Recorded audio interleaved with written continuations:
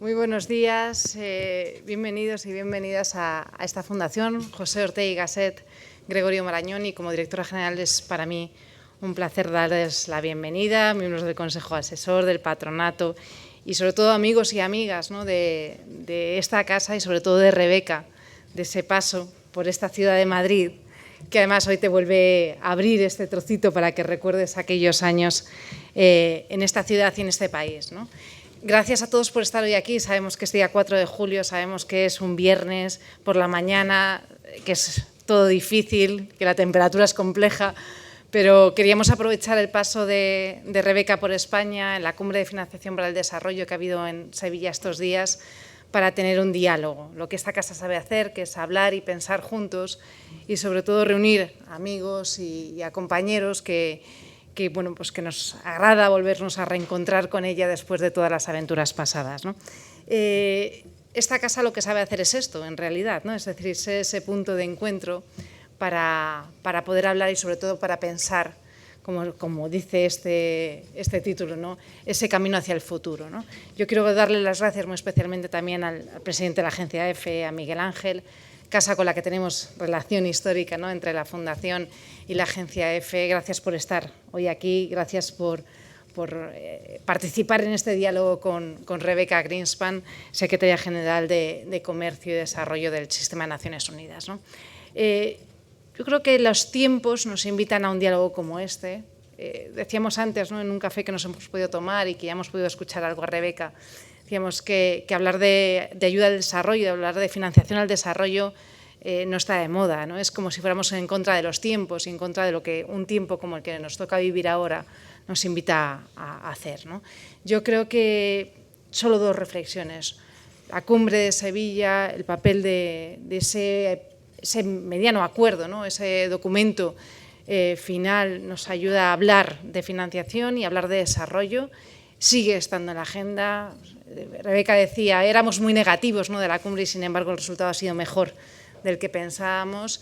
Creo que ahí nuestro país y la Unión Europea tiene un papel importante y creo que un espacio como ese ha sido determinante. Y segundo, yo creo que para esta casa y lo que Rebeca representa también en el espacio iberoamericano, es importante acompañar al liderazgo que en el espacio multilateral y una apuesta por lo multilateral, por esos espacios de concertación y diálogo entre países y entre naciones para construir un mundo mejor, pero sobre todo desde ese liderazgo de mujer, del espacio iberoamericano, que ella representa en el sistema de Naciones Unidas, ¿no? Gracias, de verdad, Rebeca, por volver a la que ya sabes que es tu casa y por volver a esta ciudad.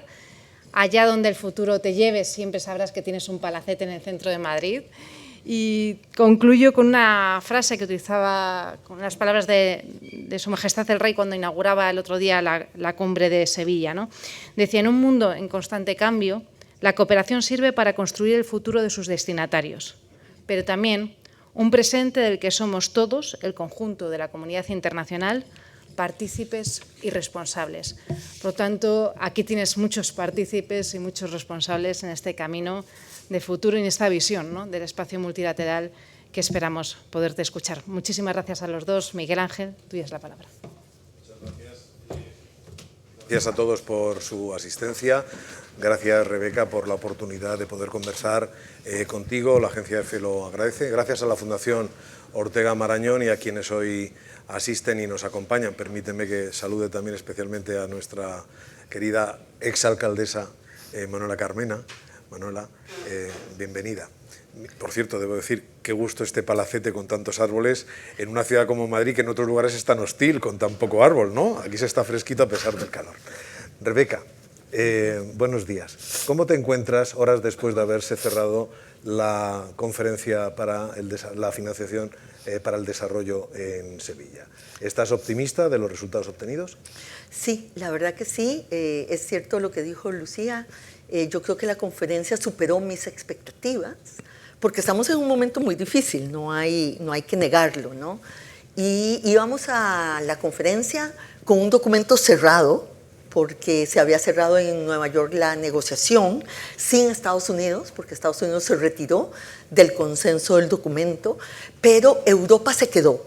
Y yo creo que eso fue una cosa muy importante, que Europa, la voz de Europa se mantuvo dentro del consenso del compromiso de Sevilla, lo que llamamos el compromiso de Sevilla. Y también hubo como una gran energía muy constructiva de todos los participantes. El documento es un documento, en mi opinión, mucho más pragmático, tal vez más balanceado que otros, porque es ambicioso, pero no es irrealizable. Es un documento que propone cosas que es posible hacer. Ahora, no porque sea posible hacer, se hacen. Entonces ahora nos toca hacerlo. Pero yo creo que es un documento que tiene balance, que tiene buenas propuestas, que propone soluciones, que es aterrizado y que recibió un gran apoyo del sector privado que estuvo presente en Sevilla, de la parte intergubernamental, de los gobiernos y también de la sociedad civil. Entonces me parece que tenemos una buena base para seguir hacia adelante. Puede resultar frustrante en todo caso que el país principal contribuyente de la ONU históricamente al retirarse facilite las cosas, es como una especie de paradoja, ¿no? Pues sí lo es cierto, pues es cierto lo que dices. El consenso se logró porque Estados Unidos se retiró, pero digo, Estados Unidos sigue siendo un país muy importante para todos nosotros y haremos todo lo posible para seguir en conversaciones, en diálogo con Estados Unidos y esperamos que cuando haya un nombramiento de un embajador, porque todavía no tenemos embajador en Naciones Unidas, pero cuando se nombre el embajador y tengamos alguna contraparte de diálogo, pues eso mejore. El documento y los resultados de la cumbre.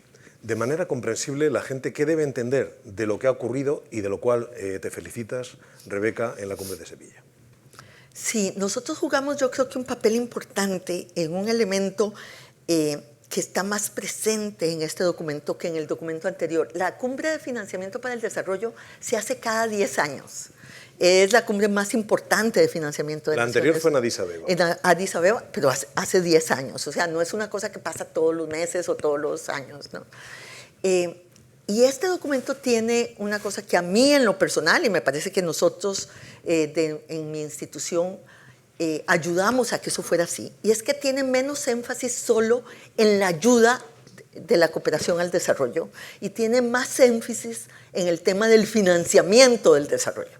¿Cómo hacemos que el desarrollo sea posible, sea sostenible y se financie a sí mismo? Menos caridad, más sostenibilidad.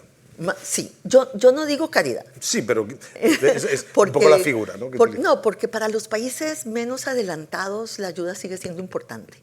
Y son países que todavía están en un nivel, en un grado de desarrollo que van a requerir apoyo, además de financiación. Entonces, yo no le quito la importancia, pero para el resto de los países el tema es el financiamiento, es cómo hago inversión, cómo hago comercio, cómo financio, cómo desarrollo los mercados de capital, cómo hago que el desarrollo sea posible para mí y cómo hago yo para financiar con desarrollo el desarrollo.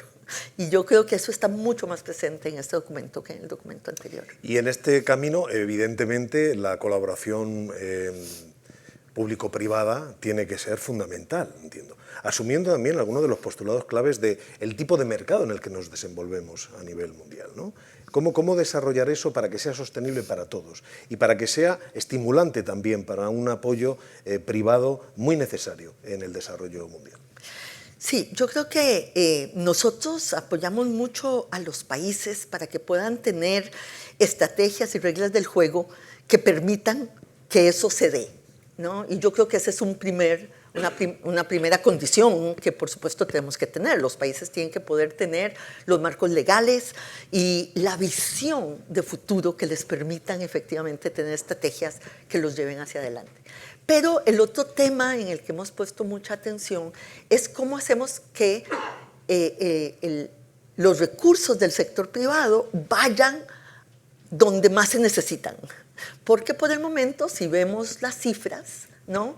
La inversión extranjera directa ha bajado en los últimos 2 años consecutivamente. Este año que acabamos de sacar nuestro reporte sobre inversión global, la inversión extranjera directa bajó un 11%. Entonces estamos en un momento en que la inversión del sector privado está muy afectada por la incertidumbre que estamos viviendo en el mundo. Y los países en desarrollo necesitan inversión y necesitan comercio. Y en ambos lados tenemos una gran incertidumbre de la inversión. Yo recuerdo mucho la frase de uno de los gerentes de una compañía muy grande que decía, nos sentamos y esperamos, ¿verdad? Porque necesitamos tener más previsión de lo que va a pasar y por el momento la incertidumbre es demasiado. No podemos ni hacer escenarios, me dijo, no podemos ni hacer escenarios. Eso está afectando la inversión. Y el comercio está siendo afectado por las guerras comerciales. Entonces, nosotros lo que decimos es que hay que bajar el riesgo del sector privado de ir a estos países y que eso le toca a la banca de desarrollo multilateral. Que la banca de desarrollo multilateral tiene que cumplir con el objetivo para el que fueron creados, que es el poder asumir primero el riesgo y poder ayudarle primero a los países y tratar de tener un financiamiento de largo plazo. Si me permiten, yo creo que todos aquí podemos entender una cosa muy, muy clara. De un proyecto de infraestructura, todos estos países tienen inversiones demasiado bajas en infraestructura, que es lo que puede ayudar a la productividad futura, por ejemplo, ¿no? Y entonces, pero un proyecto de infraestructura necesitamos 30 años, ¿verdad?, de maduración. Bueno, pero lo que me da el sector privado, en la mayoría de los casos no es más de 5. Entonces tengo un desfase entre el tiempo para poder hacer lo que tengo que hacer desde el punto de vista de un desarrollo de largo plazo y el esquema de inversión que tengo en los mercados. Ese puente tiene que llenarlo la banca multilateral, pero no tratando de hacer las cosas en aislamiento, sino trayendo el sector privado para que el sector privado pueda, con la banca internacional, bajar los costos de financiamiento y permitirse un mayor plazo. Ha mencionado la palabra multilateral, Rebeca, y creo que es la palabra del momento, ¿no? Hay que, y de hecho la conferencia para la financiación del desarrollo ha estado basada en el multilateralismo. Pero precisamente la posición de Estados Unidos y de otros países que quieren asentar una visión unilateral del mundo combate esta idea del multilateralismo. ¿Puede el desarrollo desarrollarse si no es a través del multilateralismo? Sí. Yo creo que estamos en un momento complicado porque estamos en un interreino. Es cierto que el mundo está cambiando y que el multilateralismo tendrá que cambiar con él, pero no sabemos cuál va a ser el resultado final de ese cambio. Estamos en un momento de transición y en esa transición esto que me estás diciendo también pasa, ¿no? Yo digo que muchos dicen, bueno, este es el declive de Estados Unidos y va a haber una desdolarización y vamos a ir a un sistema totalmente distinto. Y yo digo, bueno, en este interreino tratemos de no destruir lo que tenemos porque nos podemos quedar sin nada. Y lo digo también con respecto al dólar, ¿no? Claro que hay problemas ahí y que hay que discutir en el mundo de las finanzas internacionales, pero por el momento no tenemos una alternativa al dólar. El dólar sigue siendo la única ancla, digamos, en el sistema financiero y tal vez surgirán alternativas, pero lo cierto es que en este momento no tenemos una alternativa. Lo mismo pasa con el multilateralismo, ¿no? Es cierto que tenemos que reformarnos, es cierto que es importante que podamos cambiar con los tiempos. Los países, por ejemplo, de África y de Latinoamérica dicen, ¿cómo es posible que nosotros no estemos representados en los permanentes del Consejo de Seguridad? Hay 2 continentes excluidos de lo que se llama el P5, que son los 5 permanentes del Consejo de Seguridad que tienen permanencia y poder de veto, ¿no? Y ellos dicen, África no está representada porque en 1945 la mayoría eran colonias, ¿no? No eran países independientes. Bueno, algo tendrá que pasar para poder darle voz a África. Ahora el Fondo Monetario acaba de crear una nueva silla para África, el Banco Mundial ya lo había hecho, porque la representación, digamos, todavía refleja mucho más el mundo de 1945 que el mundo del 2025. Y bueno, el sistema multilateral tendrá que adaptarse, pero el problema es que reformar no es destruir, ¿verdad? O sea, necesitamos reformarnos, pero si destruimos lo que hemos construido antes de saber cómo va a ser ese nuevo mundo multipolar, será multipolar, pero el decir multipolaridad no significa que todos tengan el mismo peso. Las potencias emergentes tampoco tienen el mismo peso que las anteriores. Entonces, es un mundo multipolar, pero asimétrico. Y por lo tanto, tenemos que tener cuidado, porque yo digo que la multipolaridad sin multilateralismo solo nos llevará a la fragmentación. Y esos son elementos que generan incertidumbre, la palabra del momento a la que también se ha referido. ¿Cuál es el elemento que más incertidumbre está generando a nivel internacional? ¿La propia presidencia del presidente Donald Trump? ¿La situación, la guerra en Ucrania y la posición expansionista de Rusia? Las guerras de Israel y los distintos conflictos de Oriente Medio, la posición de China en el eje Asia-Pacífico, con la influencia mundial que está teniendo creciente. ¿Cuál es el elemento que está ahora mismo pesando más en esa sensación de incertidumbre mundial? Bueno, yo creo que es difícil escoger un solo factor, pero creo que por lo menos en la parte de la geoeconomía, el factor más importante es la falta de previsibilidad. Es que el sistema de comercio no era un sistema de libre comercio, era un sistema de negociación, pero permitía la previsibilidad. En este momento no tenemos previsibilidad de los esquemas más importantes que construimos para la globalización.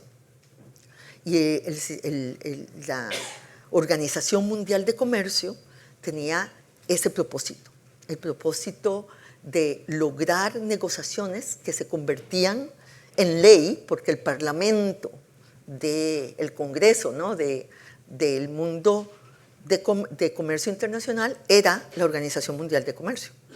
Si vamos contra las leyes y los reglamentos que nosotros mismos establecimos y no hay nada que lo sustituya, lo que estamos es un mundo de gran imprevisibilidad, y es la imprevisibilidad la que genera esta gran incertidumbre. Nosotros hemos dicho y entendemos el momento en el que estamos, ¿no?, pero sería mucho menos, tendría mucho menos impacto si supiéramos finalmente qué es lo que Estados Unidos va a decidir con respecto al régimen de comercio, porque por lo menos nos podemos adaptar a él. Si sabemos lo que va a pasar, si ya tendríamos una situación estable, pues pueden haber estrategias, puede haber planificación, puede haber una visión hacia adelante.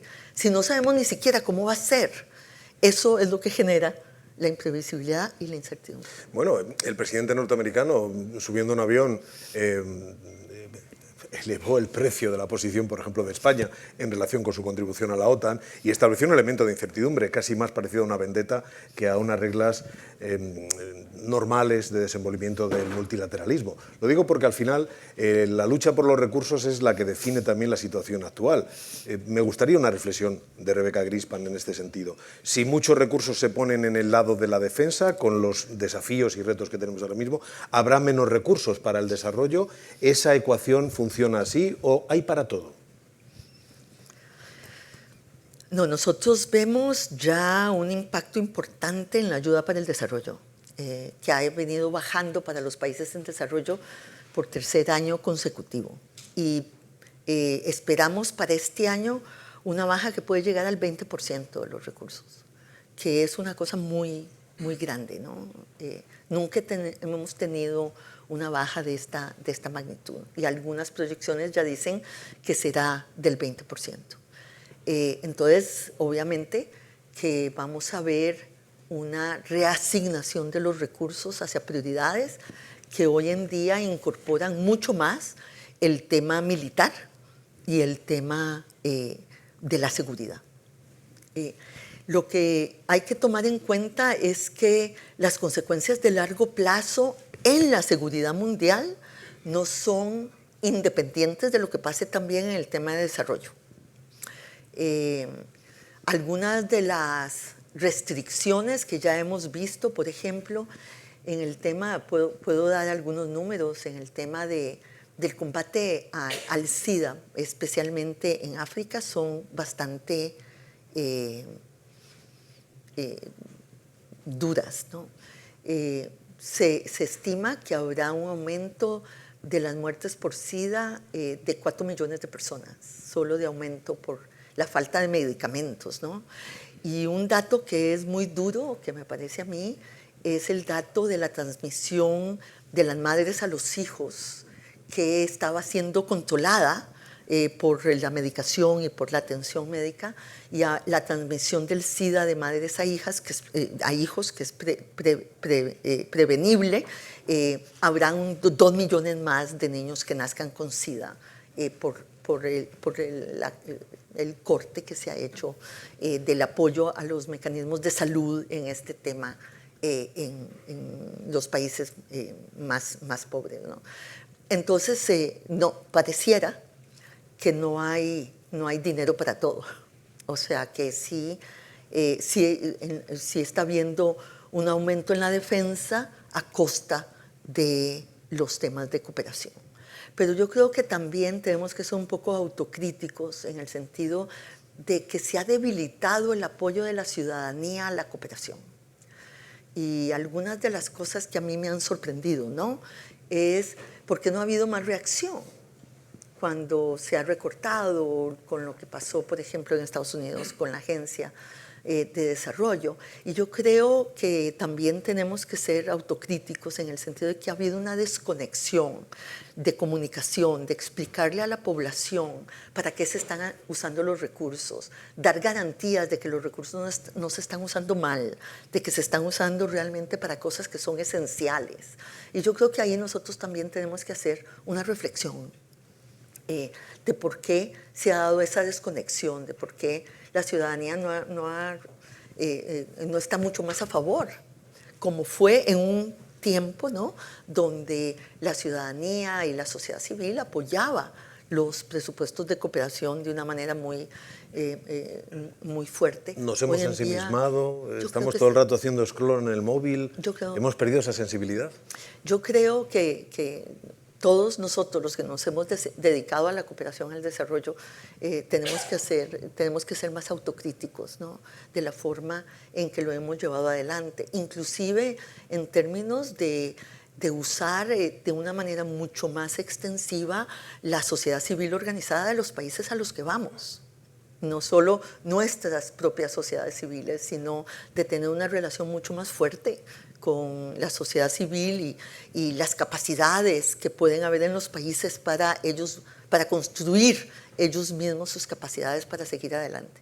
Creo que hemos perdido un poco esa visión de construcción de capacidades internas, de sostenibilidad y de respeto a la capacidad y los grados de libertad que las sociedades tienen que tener para poder llevarse a sí mismas hacia adelante. Claro, pero es que caminamos en direcciones a veces antitéticas. Hace unas semanas la cumbre de La Haya de la OTAN finalizó con un compromiso firmado por la mayoría de los países integrantes de la OTAN de un incremento hasta el 5% de sus aportaciones a la OTAN. España fue la única, a través del presidente Sánchez, que dijo llegaremos al 2,1% y generó una crisis notable en relación con el liderazgo norteamericano.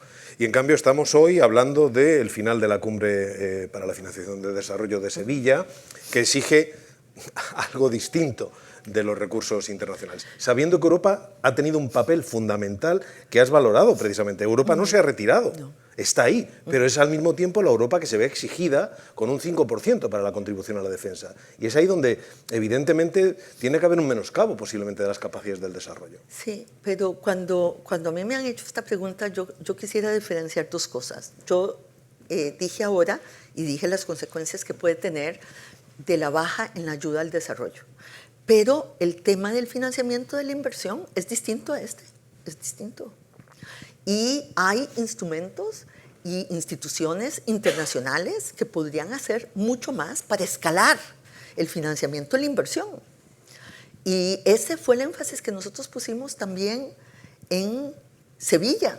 Por eso yo digo, el centro no fue solo la ayuda al desarrollo, el centro fue cómo aumentamos la escala de los recursos de inversión y de financiamiento que estos países pueden utilizar para su propio desarrollo. ¿Cómo volvemos a la idea de financiar desarrollo con desarrollo?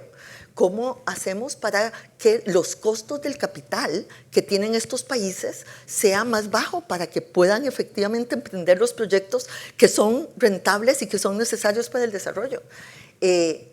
Ángela estuvo ahí conmigo en una mesa precisamente hablando de esto. Miren, África paga de tasas de interés entre 4 y 8 veces más que los países desarrollados.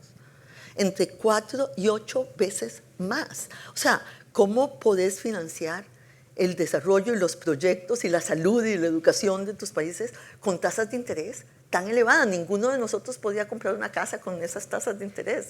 Pensémoslo en esos. O sea, la hipoteca es demasiado cara.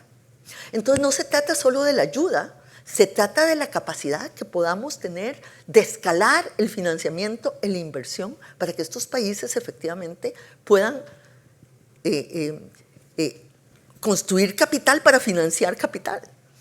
Y el sistema financiero internacional tiene instrumentos que podrían ser mucho más potentes si efectivamente se hace y se ponen en el tapete las soluciones que nosotros hemos puesto en el documento, que son cosas que, como digo, son posibles y son esenciales para estos países. Si la ayuda va a bajar, tenemos la responsabilidad de subir la inversión y el financiamiento. Y los bancos multilaterales de desarrollo tienen que poder prestar a escala y atraer la inversión privada para los lugares que lo necesitan. En este momento, la concentración de la inversión se da en los países que ya tienen capital, a pesar de que probablemente las tasas de ganancia sean mayores en el otro lado. O sea, hay una paradoja de que hay más proyectos de inversión rentables en el mundo en desarrollo y el dinero sigue yendo hacia el mundo desarrollado y algunos países emergentes, nada más. Entonces, el sistema financiero internacional fue creado para poder hacer este puente. Hagámoslo bien. Si lo hacemos bien, tal vez podamos efectivamente salir de esta crisis con una cosa que pueda ser mejor. Bueno, el sistema financiero se basa también en la contribución de los países y en la conciencia de las sociedades de esos países. Y hay una falta de concienciación. Has mencionado, Rebeca, una caída de la cooperación. Reflexionemos algo acerca de la gangrena de la corrupción. La idea en muchos sitios asentada de que en buena medida la cooperación termina llegando en ocasiones a países o a zonas del mundo donde no hay mecanismos suficientes de vigilancia y evitación de la corrupción. Sí, este es un tema que fue muy discutido, es un tema que por supuesto también hablamos de ello ahora en el desayuno que tuvimos y yo creo que no deberíamos tener ningún límite en los esfuerzos que hagamos para que los países tengan sistemas de transparencia y de rendición de cuentas que puedan efectivamente ponerle límites y coto al problema de la corrupción. Y lo que haya que hacer, hay que hacer. Mi organización, por ejemplo, trabaja en los temas de transparencia y en los temas de digitalización. Y yo di algunos ejemplos ahí. Cuando nosotros digitalizamos las aduanas, y hemos digitalizado las aduanas en muchos países, vemos inmediatamente el efecto en la recolección de impuestos, ¿no? yo daba algunos números. En Guinea aumentó la recaudación 35%, en Angola 44%, en Madagascar, si no me equivoco, alrededor del 30%. O sea, podemos ver cómo la digitalización se puede convertir, y bien hecha, ¿no?, se puede convertir en un instrumento precisamente para ponerle límites a las prácticas corruptas, ¿no? La transparencia igual, con los recursos minerales necesarios para la transición energética y la transición digital, por ejemplo, donde los países africanos son las mayores reservas que tiene el mundo en estos materiales. Bueno, ahí hay una gran labor que hacer con los nuevos contratos, y entonces ahí todo el tema de transparencia se convierte en esencial. La transparencia en la negociación, la transparencia en los contratos, inclusive publicar los contratos, porque en muchos de estos países ni siquiera sabemos qué es lo que el gobierno firmó.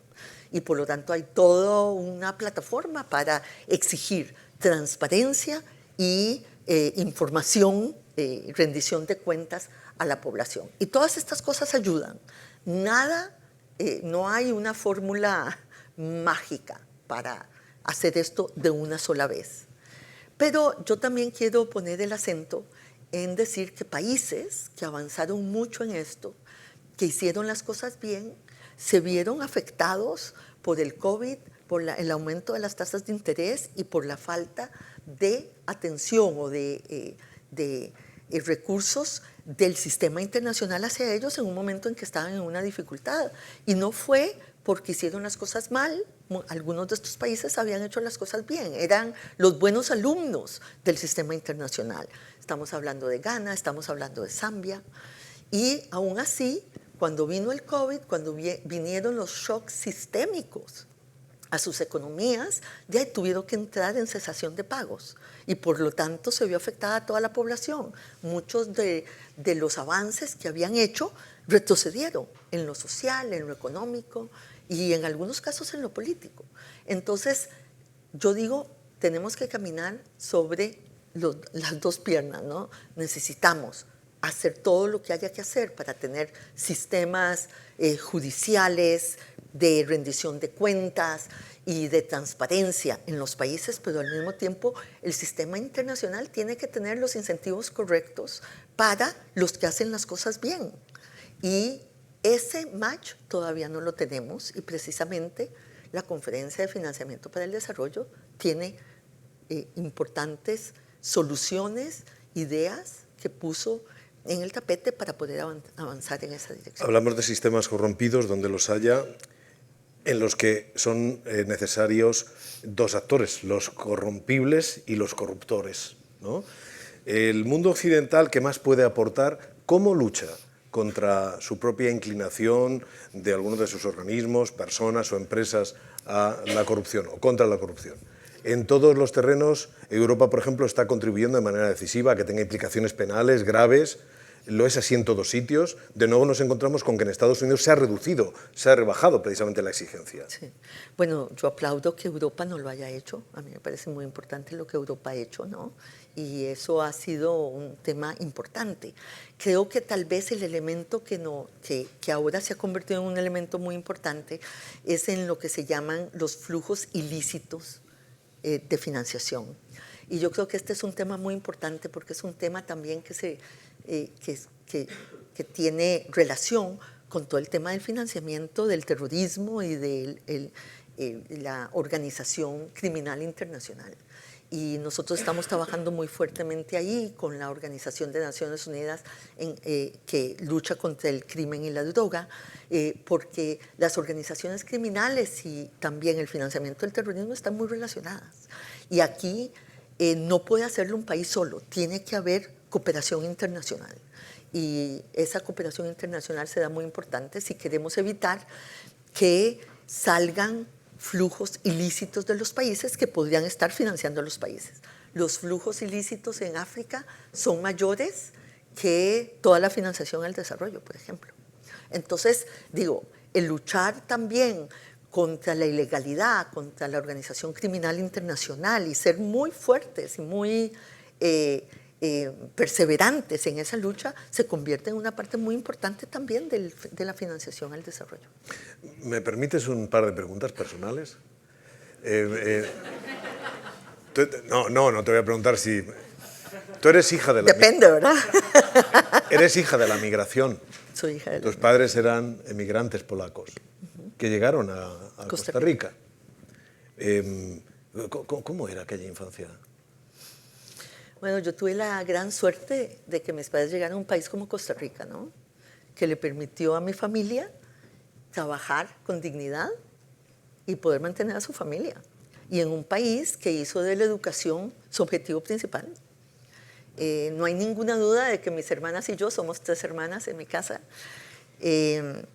mis hermanas y yo nos beneficiamos de un país que creía en los derechos humanos, que creía en los derechos de la gente de poder vivir dignamente. Y eso fue lo que hizo que nosotras hoy en día pues seamos una generación que se aprovechó de estos 80 años de la paz americana, del sistema internacional, de lo multilateral, del avance, de creer que es posible construir sociedades mejores. Una de las grandes motivaciones que yo he tenido en mi vida y por lo que me he dedicado tanto al desarrollo es porque yo vi a mi país cambiar. O sea, cuando yo era niña íbamos de vacaciones a una zona rural de Costa Rica con la persona que trabajaba en mi casa. Nos íbamos donde su familia no había electricidad. Los niños andaban sin zapatos. Y eso yo lo recuerdo muy bien, pero había escuela. Había escuela. Y toda la familia que yo conocí en esa área rural tuvo una vida mucho mejor después. Toda la familia, todos los hijos, todos los primos que yo conocí durante mi infancia progresaron como progresamos nosotros. Así que yo tengo un gran compromiso con el desarrollo porque yo sé que es posible, porque lo he visto pasar ante mis ojos en mi vida. Eso de que el desarrollo no lo vamos a ver y que no vamos a ver los efectos de nuestras acciones no es cierto, es que lo vemos en nuestra vida personal. No hay que esperar 200 años. ¿Volviste alguna vez sobre los pasos de la juventud de tus padres a Polonia? No, mis hermanas y yo tenemos eso por delante. Yo traté de ir con mi padre, pero nunca quiso. Era muy doloroso para él. Nunca quiso volver. Pero yo sí he ido a Polonia, pero no he ido al lugar donde mi padre nació. Pero sí fui a Ucrania. Y fue muy fuerte eso. Es muy fuerte, ¿no? Un choque emocional. Sí. Pues sí. Mi madre esa parte de Ucrania era Polonia durante la guerra. Mi madre dejó su ciudad, se quedaron mis abuelos murieron en el Holocausto. Y hay un memorial cerca del pueblo donde, para recordar ese momento histórico, que no se nos olvide, ¿no? Que los humanos podemos hacer cosas muy buenas y cosas muy graves. Y ellos se fueron a Costa Rica, allí nacisteis las hermanas, entiendo, y os desarrollasteis y haces esta descripción del desarrollo que es posible, ¿no? Pero hoy en día los migrantes están criminalizándose, son criminalizados por sistemas que hasta ahora veíamos con una limpieza democrática absoluta. De alguna manera ese pensamiento, ese sentimiento está creciendo en Europa y desde luego es una realidad en Estados Unidos. Normalmente hablamos de Estados Unidos. ¿Cómo observas esta tendencia mundial y especialmente de los países desarrollados occidentales? Yo creo, como lo dijo el documento negociado en Marruecos, que requerimos una migración ordenada. Pero yo defiendo, por supuesto, los derechos humanos de los migrantes, ¿no? Por haber sido, además, migrante, mis padres en el propio país, yo sé cómo es cuando tenés la oportunidad de, como dije antes, de crear a tu familia con dignidad. Y España es un buen ejemplo para Latinoamérica. Los latinoamericanos hemos venido aquí a España y nos hemos sentido acogidos en España. Y si pudiéramos tener las dos caras de la moneda, ¿no? La capacidad de una migración ordenada y al mismo tiempo la capacidad de los países de desarrollarse para que la gente no migre obligada. El desarraigo es una cosa muy dura para la mayoría de los migrantes, ¿no? O sea que las familias no escogen necesariamente migrar y desarraigarse porque tienen una buena capacidad, lo hacen obligados por las circunstancias. Tenemos que evitar que eso pase en los países, tenemos que ayudarle a los países a poder darle las necesidades básicas y la capacidad de una vida plena a las personas, y al mismo tiempo tenemos que aceptar que este es un mundo global y que habrá migración, que ha habido migración durante toda la historia de la humanidad. Si lo hacemos bien, tal vez podamos tener lo mejor de los dos lados. Europa y muchos de los países, si ustedes ven la pirámide demográfica, pues el tema del envejecimiento no es un tema menor, ¿no? La mayor parte de los jóvenes vivirán en África para el año 2050. África tendrá la única población joven del mundo. Por un lado, tendremos que ayudarle a África a absorber esa juventud, porque si no, es un elemento no de progreso, sino de desestabilización. Y tendremos que ayudarle a aquellos que quieran migrar a hacerlo de manera ordenada para que efectivamente puedan balancear las pirámides poblacionales de otros países. No parece haber una fórmula perfecta, ¿verdad? No ahora. Pero eso depende de nosotros, ¿no? Lo que pasa en este caso, y perdón que lo diga de esta manera, es que esto no se va a arreglar por la mano invisible, que es un poco lo que está pasando ahora, ¿no? Estas son las circunstancias y esto es lo que estamos viviendo, y entonces estamos reaccionando a lo que estamos viviendo, pero como si se fuera a arreglar solo por la mano invisible del mercado o de las circunstancias. Eso solo se arreglará con decisión política, con estrategia y con liderazgo. O sea, no va a pasar automáticamente, no se va a arreglar por sí mismo. Has mencionado el ejemplo de España, que no es perfecto, pero lo mencionas y volvemos a colocarnos en el eje europeo, donde está creciendo, por supuesto, una adscripción de mucha juventud también a movimientos muy ultraconservadores, que es la gran ola que avanza ahora en el mundo, y tenemos al otro lado del Atlántico una imagen como esta que recientemente ha presentado de nuevo la administración norteamericana, el Alligator Alcatraz, esta cárcel que parece que si te escapas te va a comer el cocodrilo. O sea, no sé, son imágenes terribles, ¿no?, contra la inmigración como causante de los problemas del mundo, y especialmente como elemento para acabar con el bienestar de las sociedades blancas occidentales, ¿no? No, yo creo que hay una gran tensión. Creo también que mucha de esa tensión ha surgido a raíz del aumento de las desigualdades al interior de Estados Unidos. O sea, si uno ve los números dentro de Estados Unidos y ve lo que ha pasado con algunas de las poblaciones y con algunas de la parte, digamos, marginada de lo que ha pasado en estos años en la globalización, uno se da cuenta de que efectivamente ha crecido un gran resentimiento social dentro de la sociedad estadounidense. Y parte, yo creo, de la lección que nosotros tenemos que sacar de ello es que cuando hablamos solo en promedios, estamos ocultando la realidad de importantes grupos de nuestros conciudadanos. Y nos acostumbramos a hablar en promedios. Y entonces en los promedios todo iba bien.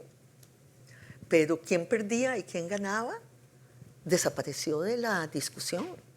Muchas de las poblaciones en Estados Unidos es dramático ver los números que tienen una esperanza de vida menor que muchos que nuestros países. O sea, y la falta de estrategia de desarrollo, de nuevo, de entender qué es lo que le estaba pasando a la gente que estaba perdiendo con el nuevo modelo, ¿no? Y este era un modelo que es el que vemos ahora y por eso se está generando toda esta tensión. Estados Unidos dejó de producir bienes y produce muchos más servicios y vive de la financialización de la economía, ¿no? Pero la financialización de la economía no le da un lugar productivo a muchas de estas poblaciones. Y parte de lo que estamos viendo hoy en día es esta tensión entre un modelo de financialización y un modelo de producción. La producción del mundo se fue a otros lados, entre ellos a China, ¿cierto? Entonces, ¿cómo es que vamos a balancear ese modelo de globalización que aumentó las desigualdades en países que se beneficiaron de la globalización en promedio, pero que vieron las desigualdades crecer en sus propias poblaciones? Rebeca, yo creo que esta conversación estaría cojísima, no coja, sino cojísima, si no hablamos de la mujer. Y tú eres una mujer poderosa porque tienes una voz poderosa. En todo este combate por el nuevo orden mundial, hacia el nuevo orden mundial, ¿qué papel ha de jugar la mujer? Mira, ayer mismo en las fotografías de la cumbre sigue habiendo una predominancia absoluta de hombres. Estamos en un camino que no termina nunca de cerrarse. Hablamos de las organizaciones habitualmente presididas o dirigidas por hombres. Tú eres, en cambio, una de las excepciones que ya se va abriendo desde hace tiempo camino, pero hace falta más. Háblanos de la mujer, el papel de la mujer en el nuevo orden mundial. Bueno, yo creo que hablar del 50% de la población es muy importante, ¿no? No estamos hablando de una minoría, ¿no? Estamos hablando de la mitad de la población del mundo. Y por tanto, y eso es, a mí me parece, el principal mensaje. Digo, si el mundo no le da las oportunidades a un 50% de la población, pues está perdiendo en todo sentido, ¿no? Estamos perdiendo en la familia, estamos perdiendo en la economía, estamos perdiendo en la sociedad. Si hubiera un gerente de una empresa que margina al 50% de sus trabajadores, pues probablemente lo echarían, ¿no? Entonces, aquí un poco lo que yo, es que muchas veces hablamos de este tema como un tema como de vulnerabilidad. Y yo quiero hablar de este tema no como un tema de vulnerabilidad, quiero hablar de este tema como un tema de la capacidad de aportación de las mujeres a la sociedad, a la economía, a la familia, a la sociedad. Como un todo. Yo creo que tiene que ser un problema de la sociedad, no de las mujeres. Y muchas veces hablamos de las mujeres solo en este sentido, como de vulnerabilidad. Yo digo, las mujeres no nacemos vulnerables, nos hacen vulnerables. Si nuestros derechos no son respetados, entonces nos hacemos vulnerables, como cualquier otra persona a la que no le respetan los derechos.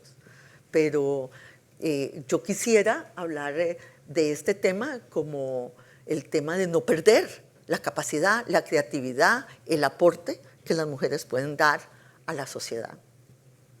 Y por eso yo he sido tan fuerte en este tema siempre, obviamente. Y viniendo de una casa de 3 mujeres, pues difícilmente, ¿verdad? Mis hermanas son más fuertes que yo, te digo. Sí. Entonces, a mí sí me parece un tema fundamental, pero me parece también ahí que tenemos que lograr tener una conversación entre todos. Las mujeres hemos avanzado. Una de las cosas que yo digo es que si no vemos que nosotros podemos, si nosotros no entendemos que hemos cambiado la sociedad y que podemos cambiarla, la gente no se moviliza para el cambio. Yo veo una gran diferencia entre lo que vivió mi madre y lo que viví yo, y lo que vive mi hija. La pregunta es si lo vamos a poder sostener, pero que ha habido un gran cambio, que se han abierto las oportunidades para las mujeres, que hay más mujeres en el mundo político, que hay más mujeres en el mundo empresarial, que hay más mujeres líderes sociales. Yo creo que eso es innegable. El tema es que vemos una regresión contra eso, y de alguna manera tenemos que tener esa conversación, porque si vemos todo este proceso como un proceso de suma cero, donde si las mujeres ganan, los hombres pierden, tenemos un problema, porque los hombres son la otra mitad. ¿Y esa regresión está provocando una especie de remasculinización en la visión del mundo? En algunos lugares sí. ¿En qué lugares? En algunos. A mí me gusta contar el milagro y no el santo. Oye, déjame que te diga, claro, tú eres la secretaria general de la Conferencia de Naciones Unidas para el Comercio y el Desarrollo, has sido secretaria adjunta de la ONU. La ONU nunca ha tenido una secretaria general, nunca desde su nacimiento.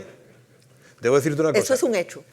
La agencia EFE, que tiene 86 años, ha tenido a lo largo de su historia una sola presidenta, Gabriela Cañas, mi antecesora. Ojalá haya muchas más. Pero quiero decir, eso es un hecho también en Naciones Unidas, que hoy en día, en 2025, resulta discordante. Sí, así es. Y perturbador. Bueno, vamos a ver. Estamos totalmente de acuerdo. Es una evidencia, no puedo dejar de preguntarte. Es verdad que en cuanto la prensa, sabes que estamos siempre pendientes de cuándo son los ciclos.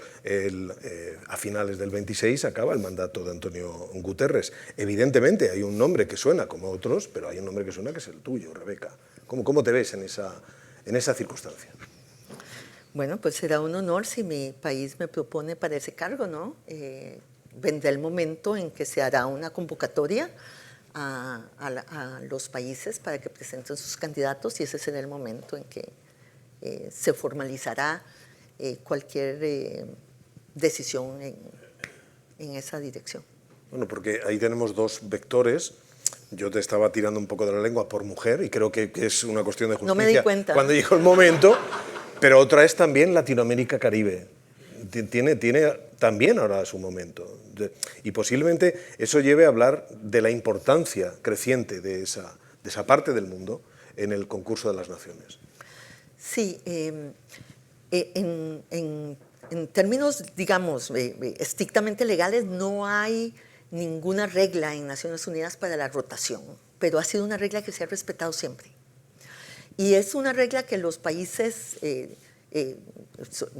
serán los que van a decidir en este proceso, pero es una regla que los países, una regla no escrita, que los países tratan de proteger, ¿no? Porque establece una perspectiva de que le tocará a todos los continentes tener ese papel en el gobierno multilateral, digamos, de mayor representatividad universal.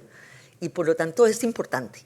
Yo lo que he oído, y por supuesto que lo que trato de defender también con respecto a mi región, es que efectivamente le toca a América Latina, para ponerlo ahí, a la América Latina y el Caribe, ¿no? Pero hay que estar conscientes que no hay una regla escrita y que será una decisión del Consejo de Seguridad y luego de la Asamblea General. Pero América Latina y el Caribe se han reunido y han dicho claramente de que ellos consideran que este es el momento y que es el tiempo de América Latina y el Caribe. Tú eres una costarricense orgullosa de serlo, has formado parte de gobiernos, has estado al frente del Ministerio de Vivienda, vicepresidenta, pero la política costarricense ahora no toca. No. No toca. No. Tú te ves como ciudadana universal. Sí. Bueno, pues hablándonos de ese universo y de expectativas que se pondrán en marcha, hoy hemos conversado con Rebeca Grynspan y de alguna manera me habían dicho que a las 12 comenzaban otros compromisos de Rebeca, que tiene que emprender viaje dentro de poco, aunque hoy posiblemente pases el día en Madrid, ¿no? ¿Serás capaz de, en fin, soportar este calor tan agudo que tenemos en Madrid o estás ya acostumbrada a los calores del universo? Yo soy del trópico. Esto me parece perfecto. Rebeca Grynspan, la secretaria general de la Conferencia de Naciones Unidas para el Comercio y el Desarrollo, que nos ha traído las noticias más calientes de la Conferencia para la Financiación del Desarrollo de Sevilla y también una visión multilateral del mundo. Muchísimas gracias por esta charla, por estos comentarios en la Fundación. Gracias.